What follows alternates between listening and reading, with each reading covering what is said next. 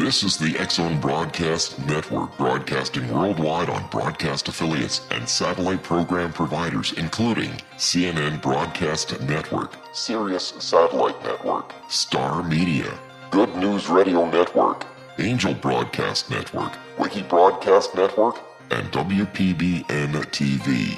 For more information on the X-Zone Broadcast Network, visit us at www.xzbn.net.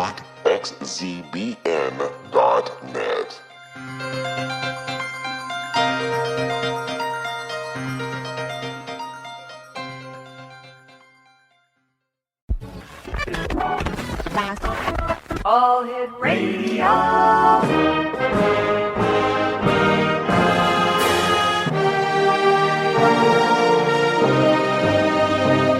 Welcome to the X-Zone, a place where fact is fiction and fiction is reality. Now, here's your host, Rob McConnell.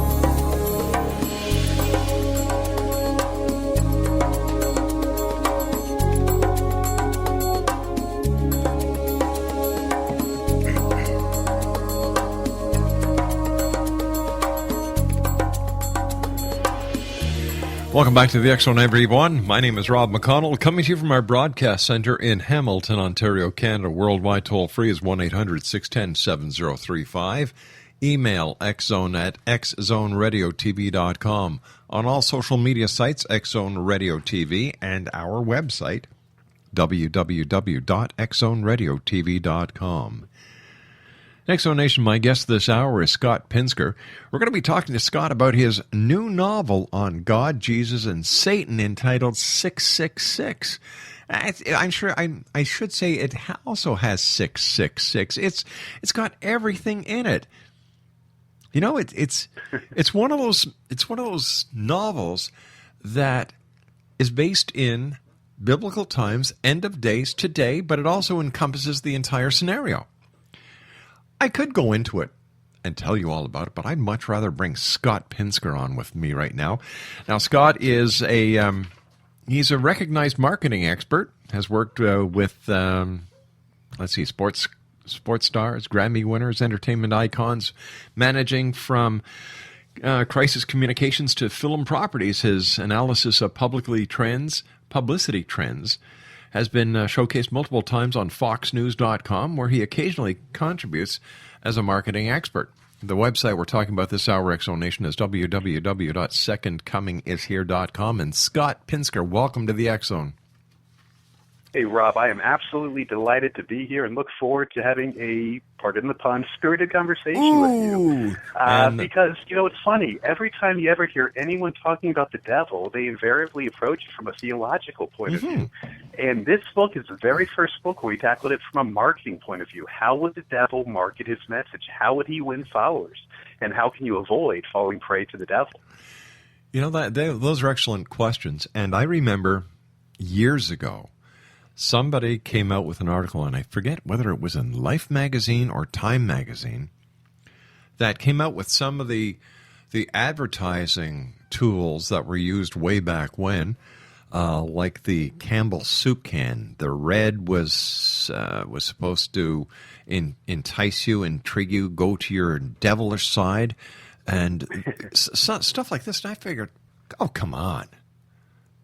But is that possible? And if that's the way it was possible way back when, I think Fred Flintstone used to drive me to the grocery store back then. Is it possible today with all our digital mastery that we have at our fingertips, green screen effects, special effects? And how would the devil use these to market himself? Excellent questions.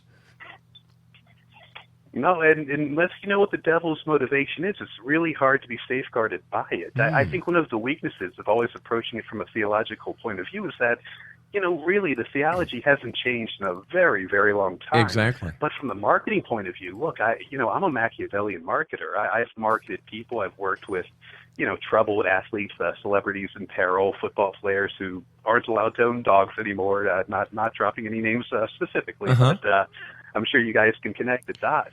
The greater question is, what does the devil hope to accomplish? Because if you know what he wants to accomplish, you can be aware of how he'd go about marketing his message, because marketing is outcome-based. Theology is not. Do you think that Donald Sterling would be one of his marketing agents?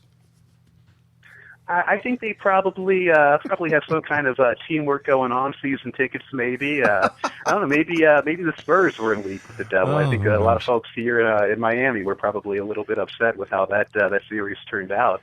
But, the funny thing about it really is, unless you know what the devil's trying to do, how are you going to prevent him from doing it? Exactly. That is so true. What was your inspiration for writing this book?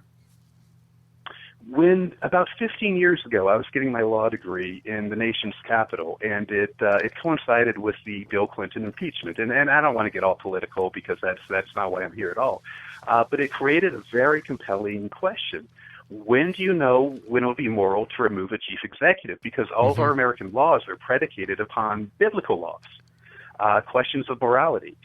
Because to our founding fathers, the issue of impeachment was really a question of regicide. When would it be moral to kill a king? And that really gets into the separation of powers and other aspects. But that led me down a really winding, kind of neurotic path of trying to find a grand unification theory for establishing law. How can you recognize when a law is good and when the law is bad?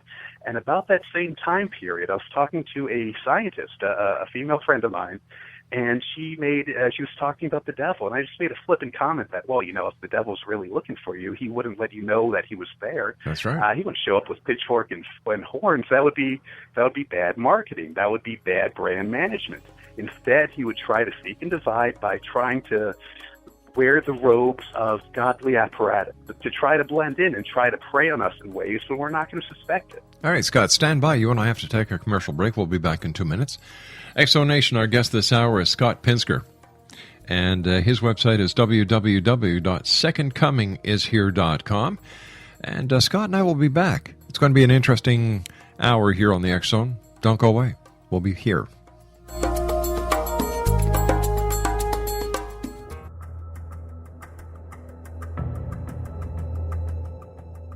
Modern Esoteric, Beyond Our Senses by Brad Olson, consummates the lifology story about where humanity originates. It is the lost continents, the primitive wisdom, the mythos of creation, and the rethinking of ancient history as we are taught in academia. There is much more to the story than what we have been told. As this is the first book in the Esoteric series, Modern Esoteric starts at the beginning of time and accelerates up to this modern age.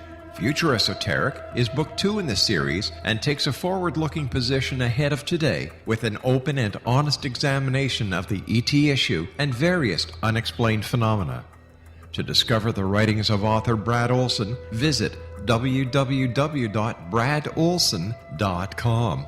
That's www.bradolson.com.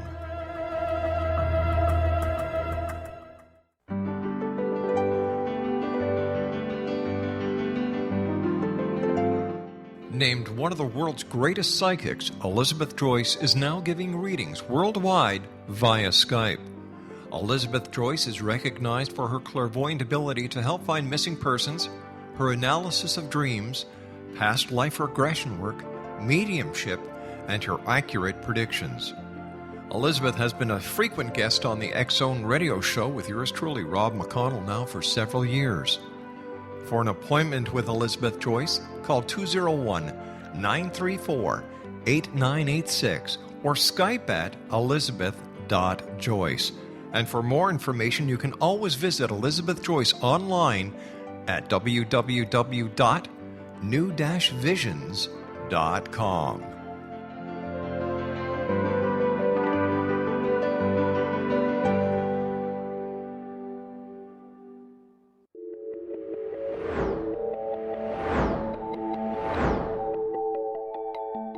Do you have a dis-ease that you would like to alleviate through a natural means? Have you been contacted by angels, ghosts, or even extraterrestrials and want to validate these experiences? Or would you simply like to speak with someone who can help you find your life's purpose? I'm Dr. Joseph Mara, and I'm offering my services free of charge for first-time clients contacting me during the month of April. These free consultations include angel card readings, guided meditations, life coaching, and energy healing. If you have always wanted to explore these types of experiences but were skeptical or simply could not afford them, then take advantage of this free special offer. Contact me through my website, a guiding light spelled LITE.com to schedule your consultation today. Until then, I offer you love, light, and laughter.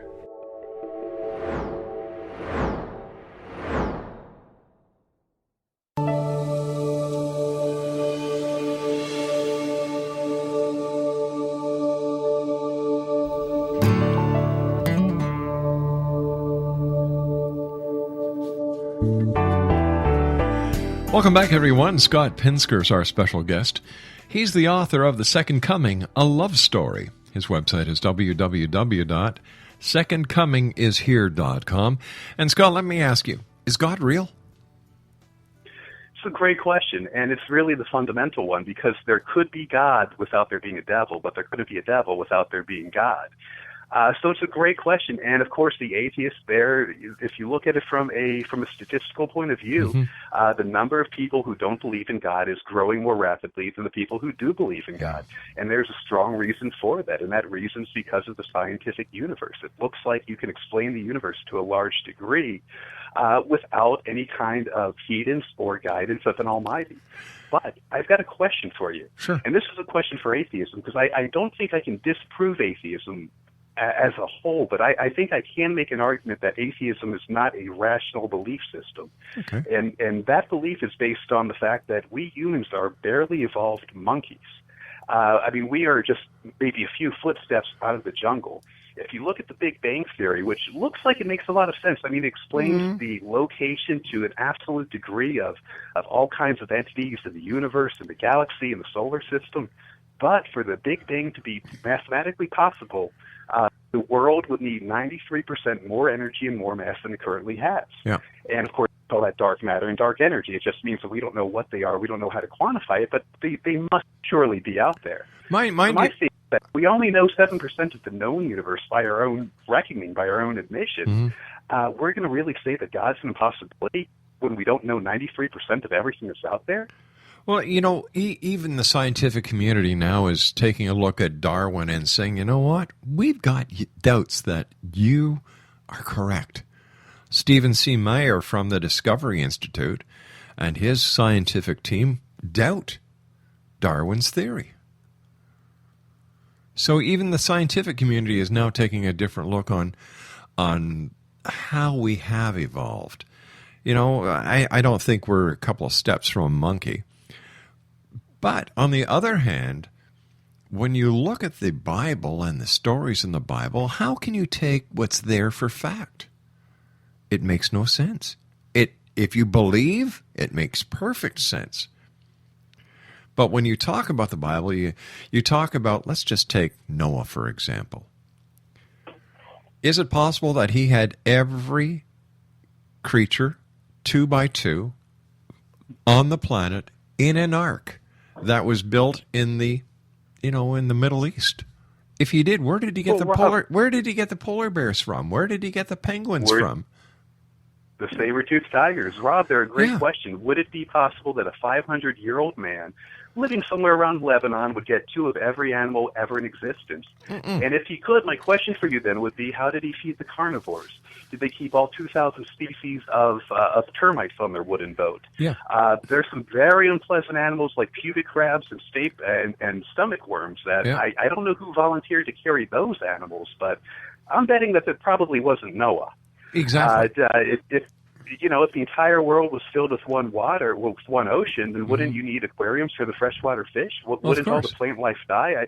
I mean, there are a lot of questions in here, but when we talk about being shortly removed from the jungle, if you believe in the Bible, then you believe the world's about 6,000 years old.